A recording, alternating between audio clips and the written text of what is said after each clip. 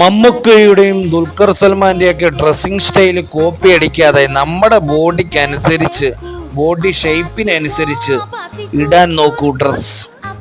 ഇപ്പോൾ പഴയ കാലമല്ല, നമ്മൾ ഡ്രസ്സൊക്കെ ഇട്ട് പോകുമ്പോഴേ മനസ്സിലാക്കിച്ചിരിക്കുന്ന കാലം കൂടിയാണ് ഇത്. അതൊന്നും നമ്മൾ നോക്കണ്ടേ. മെലിഞ്ഞതായാലും തടിച്ചതാണെങ്കിലും നമ്മുടെ ബോഡിക്ക് ഇണങ്ങുന്ന വസ്ത്രങ്ങൾ ഇടുന്നതല്ലേ നല്ലത്. സിനിമ കാണാൻ ഒരു തിയേറ്ററിൽ പോയതാണ്.